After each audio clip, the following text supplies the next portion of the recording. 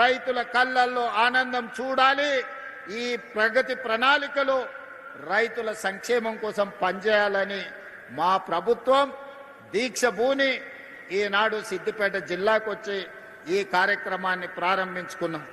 మిత్రులారా, నేను ఎక్కువ వివరాలు చెప్పదలుచుకోలేదు, కానీ కొన్ని వాస్తవాలను మీ ముందు ప్రస్తావించాల్సిన అవసరం ఉన్నది. 114 నెలలు చంద్రశేఖరరావు గారు పెద్దలు ముఖ్యమంత్రిగా పనిచేసింది. వారు పెట్టిన ఖర్చు సరాసరి రైతుల కోసం పెట్టిన ఖర్చు 2533 కోట్లు ప్రతి నెల ఖర్చు పెడితే, ఈనాడు మాన ప్రభుత్వం వచ్చి 28 నెలలైతే ఈ 28 నెలల సరాసరి ప్రతి నెల 5500 కోట్ల రూపాయలు ఈ రోజులో రైతు సంక్షేమం కోసం ఈ రోజు మన ప్రభుత్వం ఖర్చు పెడుతున్నది. ఈనాడు రైతులకు ఇస్తున్న 24 గంటల ఉచిత కరెంటు కావచ్చు, రైతులకు అందిస్తున్న గిట్టుబాటు ధర కావచ్చు, రైతులు పండించిన సన్న వడ్లకు 500 రూపాయల బోనస్ కావచ్చు, రైతు రుణమాఫీ కావచ్చు, రైతు భరోసా కావచ్చు, రైతు బీమా కార్యక్రమాలు కావచ్చు. మీకు అకాల వర్షాలు వరదలు వస్తే ముఖ్యంగా కామారెడ్డి ప్రాంతంలో ఏ అకాల వర్షం వచ్చినా, ఏ వడగండ్ల వాన పడ్డా ముఖ్యంగా కామారెడ్డి ప్రాంతంలో రైతులకు కష్టాలు వస్తున్నాయి. ఇసుక మేటలు వేరినాయి. మొన్నటిసారి వచ్చిన తుఫాన్లో మీ జిల్లాలో చాలా దగ్గరలో చెరువులు తెగిపోతే ఈడ కాలువలు ఇసుక మేటలు పేరితే నేనే స్వయంగా వచ్చిన. ఆ సందర్భంగా మిత్రుడు రఘునందన్ రావు గారు కూడా కొన్ని సమస్యల్ని మా దృష్టికి తీసుకురావడం జరిగింది.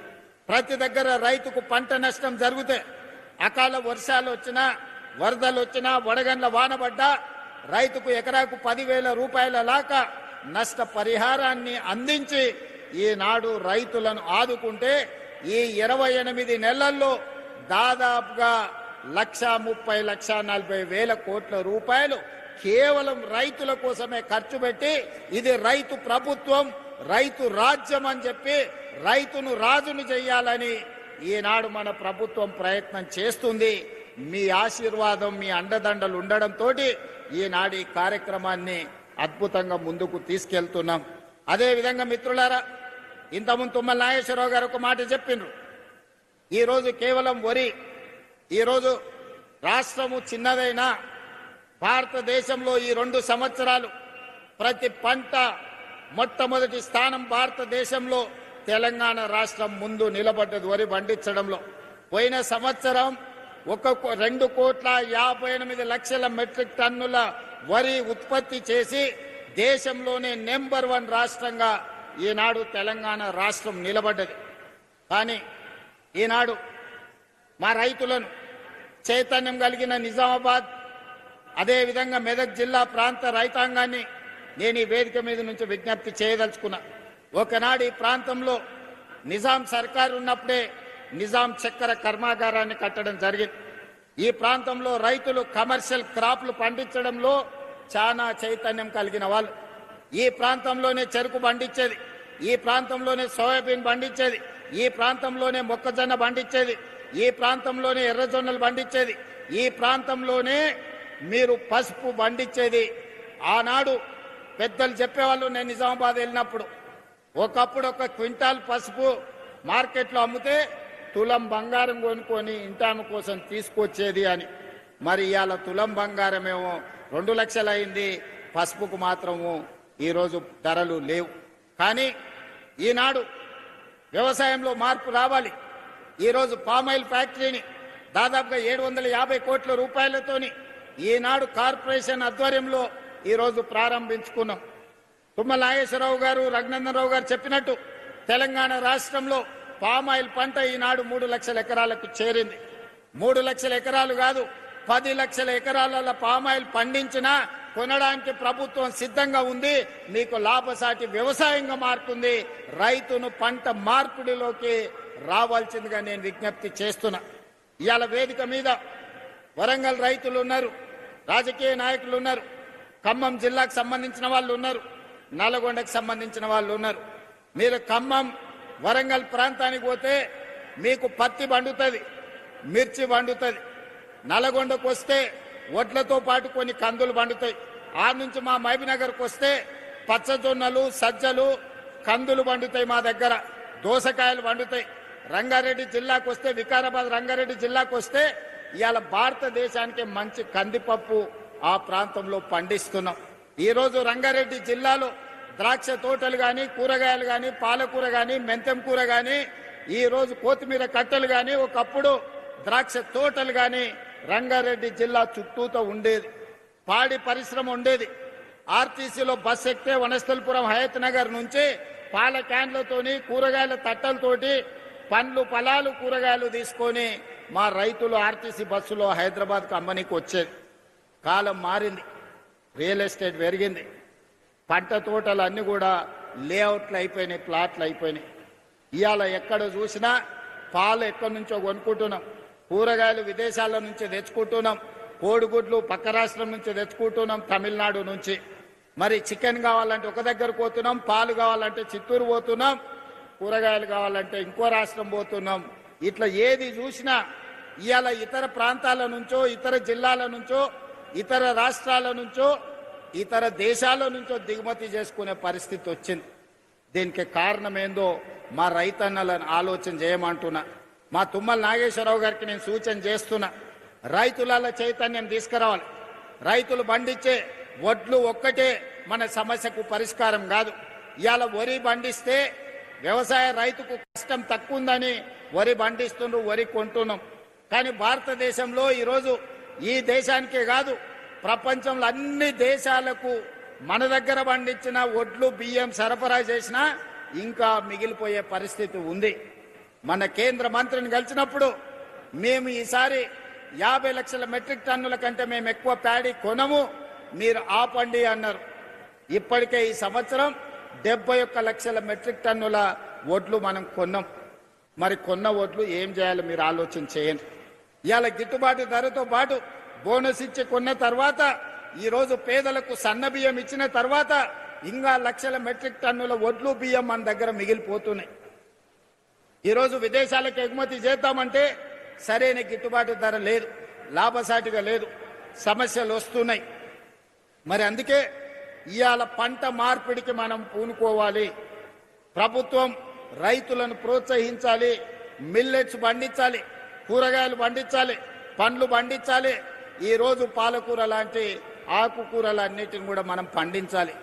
ఈరోజు రైతులకు పాలు కావాలి అంటే పేద పట్నంలో ఉండే వాళ్లకు ఈరోజు పాలు పండ్లు కొనాలంటే ఎక్కడికో పోవాల్సి వస్తుంది.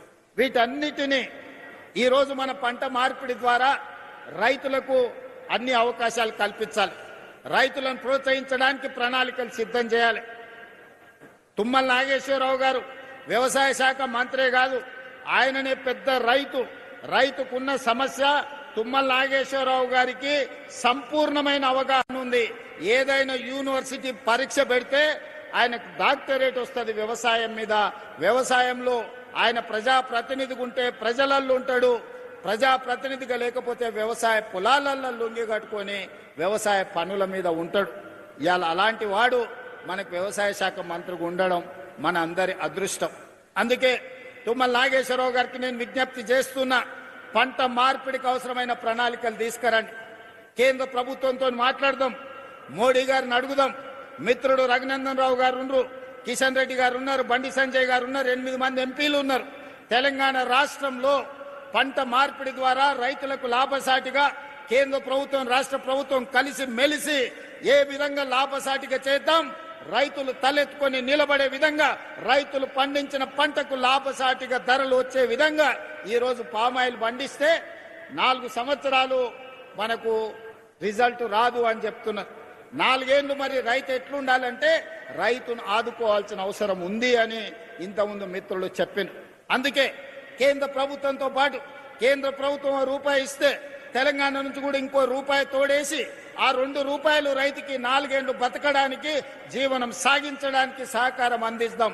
పామాయిల్ ఫ్యాక్టరీలు కడదాం. ఈ వేదిక మీద నుంచి తుమ్మల నాగేశ్వరరావు గారికి నేను విజ్ఞప్తి చేస్తున్నా, మా కొడంగల్ అత్యంత వెనుకబడిన ప్రాంతం, అమాయకులు, మంచోళ్ళు, అడగడం కూడా రానోళ్ళు. అందుకే ఇవాళ నేను బాధ్యత ఎక్కువ తీసుకోవాల్సి వచ్చింది. చాలా రోజుల నుంచి ఉపాసం అన్నారు, 1 పూట తిని బతికాను.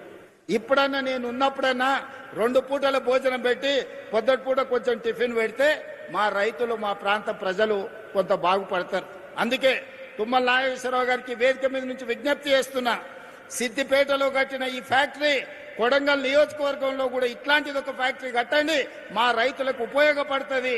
దయచేసి తుమ్మల గారు, అదేవిధంగా మిత్రులు దామోదర్ రాజనరసింహ గారు, మహబూబ్ నగర్ జిల్లా ఇన్ఛార్జ్ మంత్రివర్యులు వారు దామోదర్ రాజనరసింహ గారు ఒక్కసారి సమీక్ష చేసి ఇంత మంచి ఫ్యాక్టరీని నా నియోజకవర్గంలో కట్టడానికి దామోదర్ రాజనరసింహ గారిని, తుమ్మల నాగేశ్వరరావు గారిని విజ్ఞప్తి చేస్తున్నా. ఇది మంచి లాభసాటి వ్యవసాయం. ఇలాంటివి వస్తే, ఇలాంటి పరిశ్రమలు వస్తే మన పిల్లలు చదువుకోవడానికి, మన కుటుంబం బాగుపడడానికి, మనం ఒక మంచి ఇల్లు కట్టుకోవడానికి, మనం మంచి కారు కొనుక్కోవడానికి ఎవరి దగ్గరను పోయి చేయి ఆపాల్సిన అవసరం లేదు. ఇవాళ పెద్దలు సుదర్శన్ రెడ్డి గారు ఉన్నారు. మనందరికీ తెలుసు, మనం అంకాపూర్ చికెన్ అని తింటుంటాం అప్పుడప్పుడు. అంకాపూర్ అమెరికాలో లేదు, నిజామాబాద్లో ఉంది అంకాపూర్ అనే ఊరు. ఆ కాలంలో మారుతి కార్లు వచ్చినప్పుడు ఊరంతా వ్యవసాయం చేసుకునే రైతులందరూ పోయి మారుతి కార్లు కొనుక్కొని వచ్చారు. వ్యవసాయము లాభసాటిగా అంకాపూర్ వాళ్ళు అంటే మా మహేష్ గౌడ్ గారు అంటుంటారు, మీరు వ్యవసాయం నేర్చుకోవాలంటే మా అంకాపూర్ వచ్చి చూడండి అని. సంతోషమే, చూస్తాం. కానీ తెలంగాణలో 12,702 గ్రామ పంచాయతీలు ఉన్నాయి. ప్రతి గ్రామ పంచాయతీ ఒక అంకాపూర్ కావాలి. ప్రతి రైతు వ్యవసాయంలో సంపాదించి, వ్యవసాయంలో పంట పండించి కారు కొనుక్కునే స్థాయికి రావాలి. ఆ విధంగా అంకాపూర్ అనే గ్రామాన్ని ఆదర్శంగా తీసుకొని తెలంగాణ రాష్ట్రం 12,728 గ్రామ పంచాయతీలు ఉన్నాయి. అన్ని గ్రామ పంచాయతీలను అంకాపూర్ లాగా తీర్చిదిద్దాల్సిన బాధ్యత ఈ ప్రభుత్వం మీద ఉన్నది. ఆ కార్యక్రమాన్ని మన అందరం కలిసి భుజాలకు ఎత్తుకుందాం. ఇవాళ రైతులు వేరే పంటకు పోతే నష్టం జరుగుతుందని ఆలోచన చేయకండి. ఇవాళ